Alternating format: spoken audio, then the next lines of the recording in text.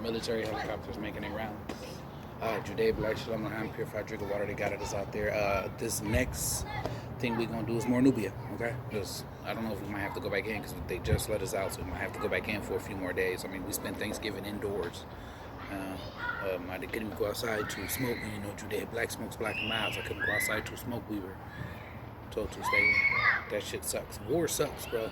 So if you're gonna stand for Israel, stand for Israel. If you're gonna stand for Palestine, stand for Palestine. But if you're gonna support Israel, stand for Palestine. If you're gonna stand for Palestine, you support Israel. If you're gonna support Palestine, just stand for Israel.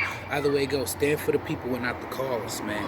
Claim land, but not in our name. Not this time. So from here, let's go there and talk about more Nubia.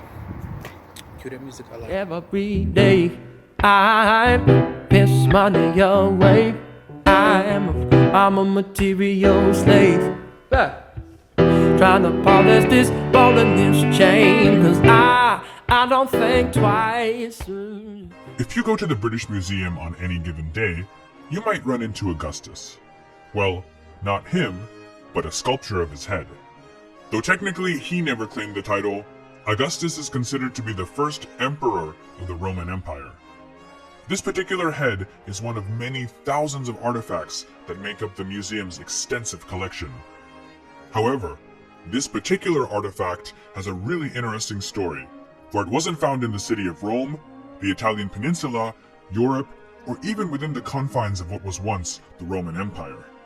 It was found amongst the ruins of the ancient city of Meroe, located today in what is modern Sudan, in the middle of what today is a sparsely populated desert. Of course, Meroe wasn't always like this.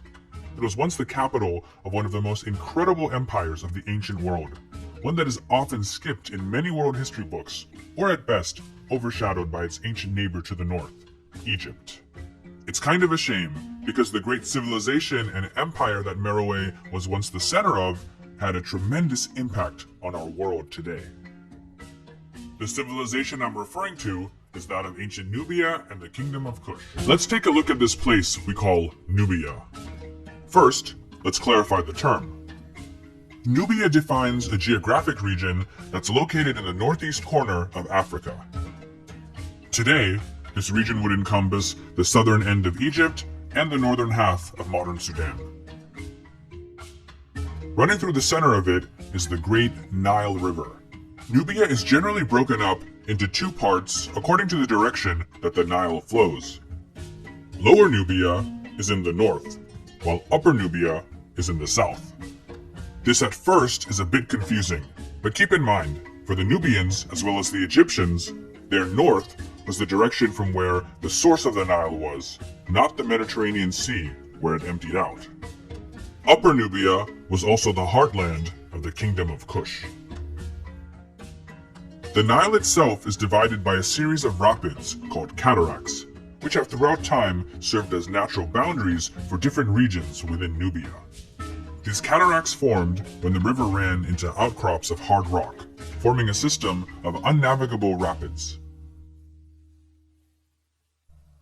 The first cataract, at Aswan, is where Nubia begins.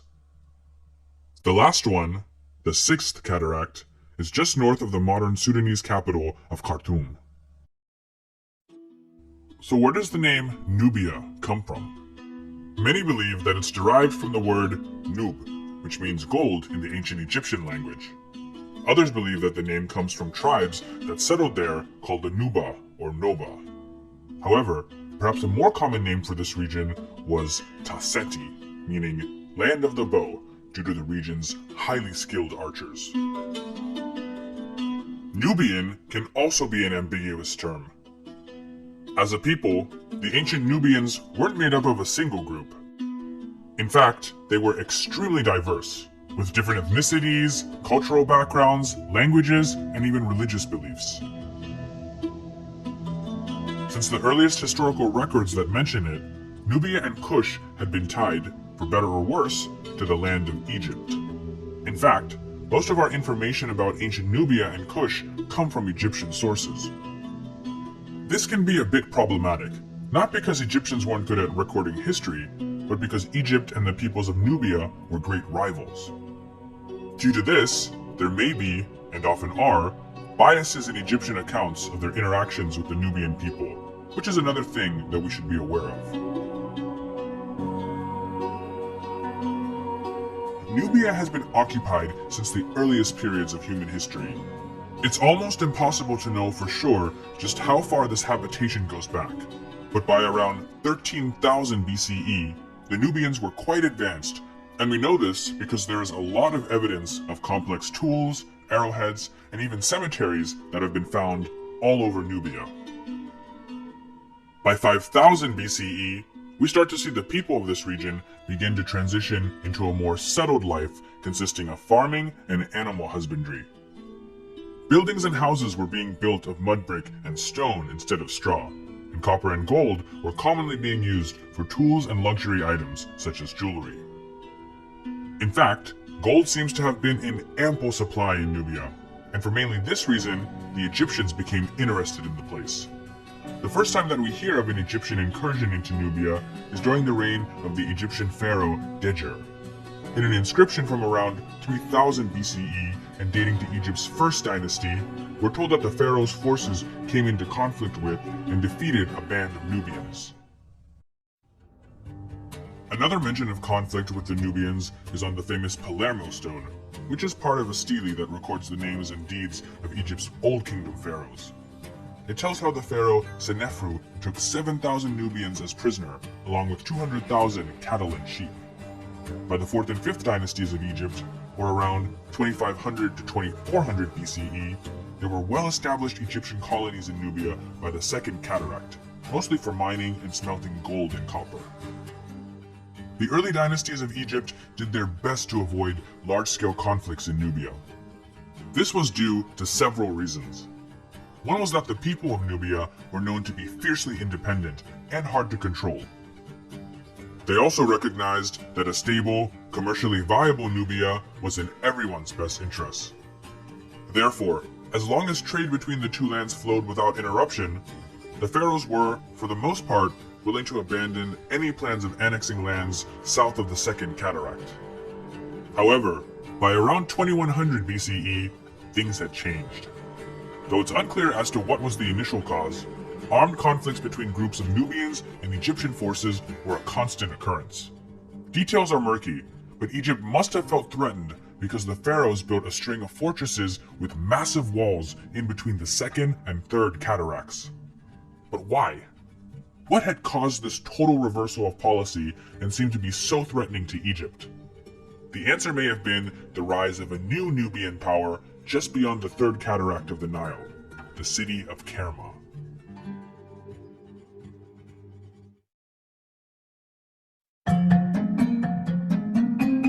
From what we know, the city of Kerma was likely established around the year 2400 BCE. Its location just south of the Third Cataract had two distinct advantages. One was that to get there from Egypt, ships had to first unload and go ashore if they wanted to continue down the Nile further into Africa. So, if you were an invading army from Egypt, you couldn't simply sail all the way to Kerma.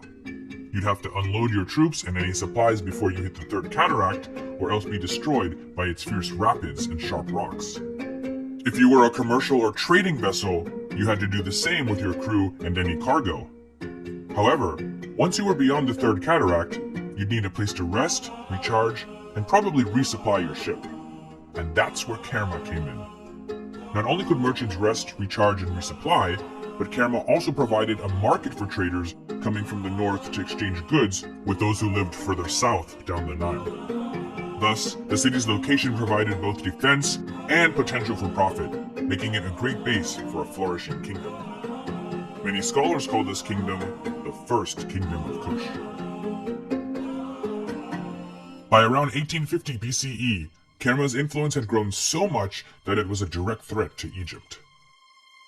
According to an inscription found at the Egyptian site of El Kab, Nubians attacked and looted the city, carrying off alabaster vases, copper daggers, statues, and other valuable items. In response, the Egyptians launched a punitive expedition into Nubia, but the damage to Egyptian prestige had already been done. The fact that Nubians could launch such brazen attacks well above the Second Cataract was great cause for alarm. There wasn't much, though, that the pharaoh could do. In northern, or Lower Egypt, he was under attack by a people from Western Asia called the Hyksos, who eventually went on to establish their own dynasty and rule much of Egypt for about 75 years. Towards the end of their reign, the Hyksos attempted to create an alliance with the kings of Kerma. What stood between their capital of Avaris and Kerma was Kamose, who ruled from Thebes the Egyptian territories that were not controlled by the Hyksos. After intercepting correspondence between Kerma and Avaris, Kamose attacked Nubian forces and captured territories in former Egyptian outposts up to the second cataract of the Nile. He then raced to Avaris to attack the Hyksos, but was defeated. However, his brother, who became Ahmose I and founded the 18th dynasty of Egypt, finished what Kamose had started by defeating the Hyksos and chasing them out of Egypt once and for all. He then turned his gaze south towards Nubia. Up until that time, the Egyptians had little interest in expanding their territory and becoming an empire. However, the Hyksos invasion and rule of their land had changed all of that. Unlike in the past, where the Egyptians were primarily interested in commerce and reluctant to rule Nubia directly, Ahmose and his successors decided that it was in Egypt's best long-term interest to control Nubia outright. Thus, he launched numerous campaigns in the south with the intention of annexing Nubia and making it part of a new Egyptian empire. For nearly 90 years, the two sides fought, but by 1460 BCE, Egypt had finally conquered all of Nubia, including the kingdom of Kush based at Kerma. Kerma still remained a prosperous city during the years of Egyptian occupation. However, another city, Napata, was on the rise. Though its origins aren't exactly known, some say it was founded by the pharaoh Thutmose III, while others say that it already existed before he arrived there, there's no doubt that Napata became an extremely important Nubian city during the New Kingdom period of Egypt. Regardless of its beginnings, Napata was without a doubt influenced by Egyptian culture. Pharaoh Thutmose III had built a great temple to the god Amun there below the nearby mountain known as Jebel Barkal, which would eventually become the most holy religious site in Kush for much of its history. During what's become known as the Third Intermediate Period, Egypt became fractured politically. The opportunity arose for the Nubians to once again gain control of their country. It was a clan from the city of Napata that would become the most powerful in Nubia and usher in its greatest period of prosperity, not to mention rule over Egypt. The first real Nubian king that we have historical records for is Alara. There were kings before Alara, but their names aren't known, only the record that they existed. Alara, who was born in the city of Sanum, came to power around the year 785 BCE and ruled for 20 years. It's difficult to confirm what he was doing during that time, but it's likely that he consolidated his rule in Upper Nubia at least up to the Third Cataract, which would have included Kerma. In 765 BCE, his brother, Kashta, succeeded him. Kashta pushed Kush's borders beyond Nubia and into Egypt. He captured the city of Thebes and put his daughter, Amanirdis, in the position of wife of the god of Amun, which was essentially the equivalent of high priestess of Egypt. This move is considered by many scholars to be even more important than any military victories because it helped to legitimize Kushite claims over Upper Egypt. Kashta then declared himself to be the pharaoh. However, Lower Egypt remained outside of his control. That region was conquered by Kashta's brother and successor, Pianki, better known as Piye. Towards the end of his reign, Piye and his generals campaigned in Upper Egypt and the Nile Delta region against all who wouldn't submit to his authority. He allowed many of the princes who opposed him in the Nile Delta region to keep their positions as long as they pledged their allegiance to him and vowed not to take up arms against his government. With their promises given, Piye returned to Napata. The Delta princes, however, reneged their agreements with Piye and rebelled. After Piye passed away in 722 BCE, his younger brother Shabaka came to power. He lived during interesting times. First, Shabaka had to deal with rebel princes in the Delta region. Whereas Piye had offered mercy, Shabaka offered fire, literally. The rebel ringleader, a prince from the preceding 24th dynasty named Bakenranef, had been one of those who had pledged his loyalty to Piye, only to break his oath and rebel. As punishment, when Shabaka captured him, he burned him alive. Then there was the looming threat of Assyria.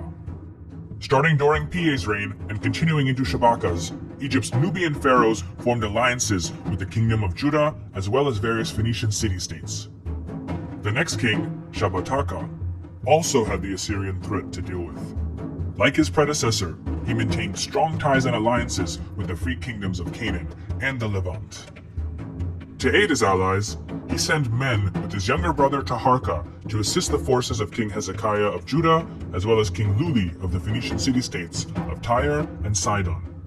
They were getting ready to face the Assyrian armies of King Sennacherib.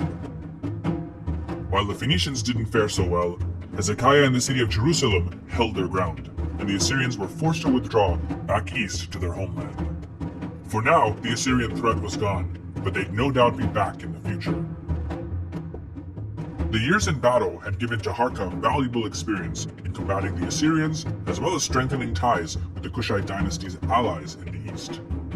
In 690 BCE, Taharka became the pharaoh of Egypt and Kush. Upon Sennacherib's assassination, his son, Esarhaddon, ascended the throne of Assyria and returned to Canaan. Taharka once again aided revolts in the Phoenician cities of Tyre and Sidon, but to no avail. Esarhaddon crushed the revolts, and in 673 BCE, invaded Egypt. He met Taharka's forces at Tanis, but the army of the Kushite king was no match for Esarhaddon's more advanced military technology and camel cavalry, something that the Egyptians had never seen before.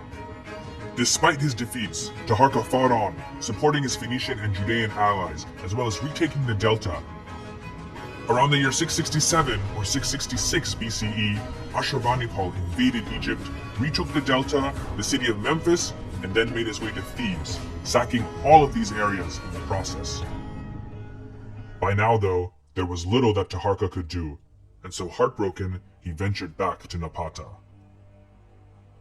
Though still king of Kush, Taharka was a broken man and died shortly afterward in the year 664 BCE.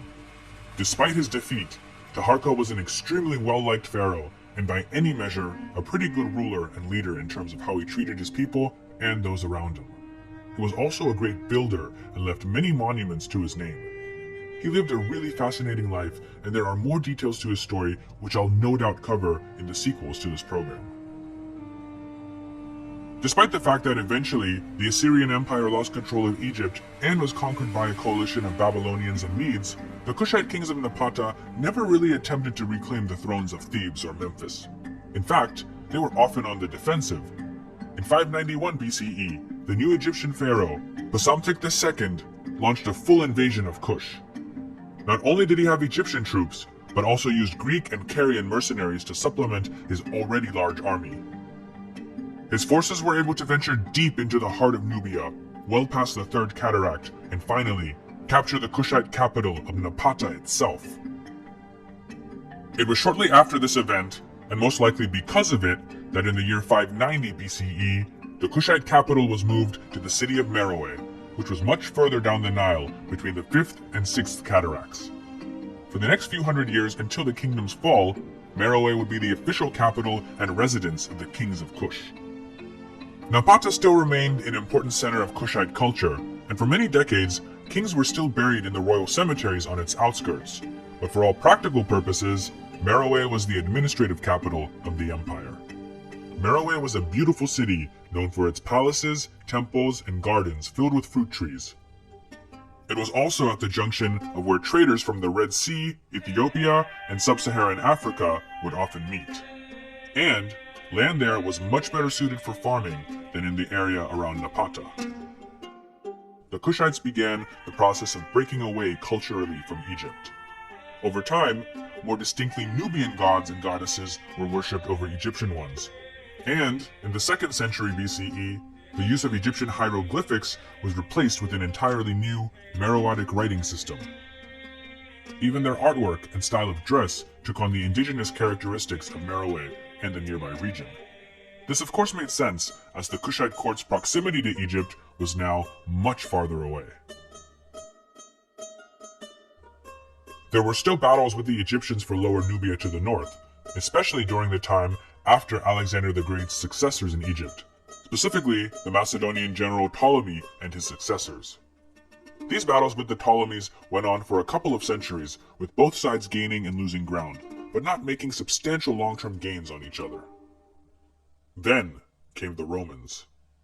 In the year 30 BCE, the Romans under Octavian, who later went by the title Augustus Caesar, or simply Augustus, overthrew the last Ptolemaic ruler of Egypt, Cleopatra VII.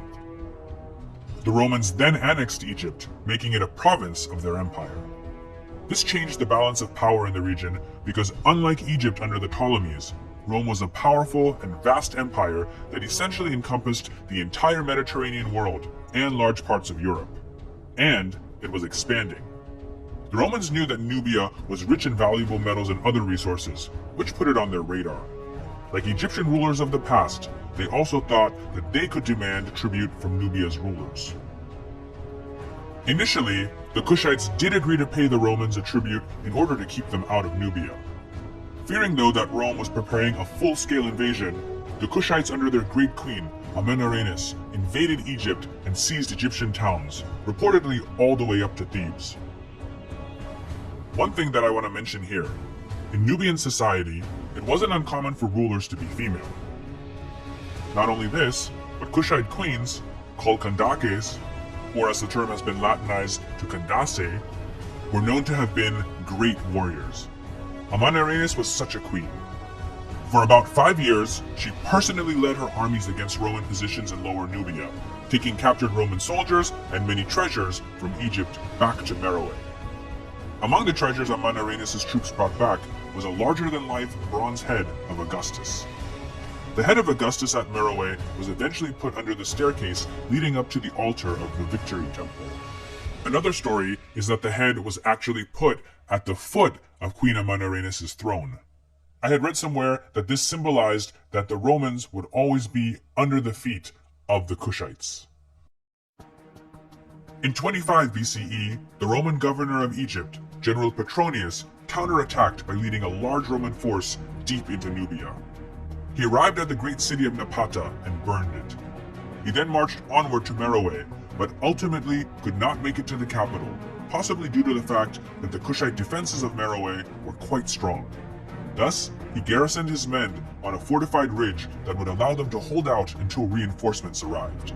The Kushites, though they would be able to deflect a Roman advance on Meroe, did not have the manpower to dislodge the Romans from their fortified position, at least not without a great cost in lives and resources. Thus, the conflict turned into a stalemate. Wanting the Romans to leave before they could be reinforced, in 22 BCE, Queen Amenarrenes sent envoys to the island of Samos to negotiate a treaty with Augustus. The final agreement was as such. The Kushites would pay the same tribute to the Romans that they'd agreed to before the war, as well as recompensate the Egyptian cities that they'd attacked. In return, the Romans would leave and hand back all of the Nubian territories that they'd captured from the Kushites. Essentially, things went back to the way that they'd been before the start of the war. Of course, Augustus's head still remained in Meroe. That wouldn't leave the city until 1910, when an archaeological expedition to Meroe would dig it up and bring it back to London, where it lies today in the British Museum. During the next few centuries, not much is known about the Kushite Empire other than a few clashes with both Romans and African tribes. Around the year 300, though, the Romans left, and the parts of Nubia that they once controlled were ruled and governed by indigenous tribes. There was also a new, growing power to the south, the Kingdom of Aksum, in what is today Ethiopia. How the Kushite kingdom came to an end is still debated by scholars. The popular theory is that in the year 330, the Aksumites captured the city of Meroe and absorbed the surrounding area, effectively ending the Kingdom of Kush. Others, though, believe that the decline was much more gradual, with perhaps the Kushites being defeated by another tribe, the Nuba. What is known is that by 330, the Kingdom of Kush was no more. For over 1,000 years, the kingdom, really Empire of Kush, had reigned supreme in Nubia. Whether from Kerma, Napata, or Meroe, the Kushites were a constant force to be reckoned with. Despite sharing a great deal with their neighbors, the Egyptians, the the Kushites had an original civilization of their own,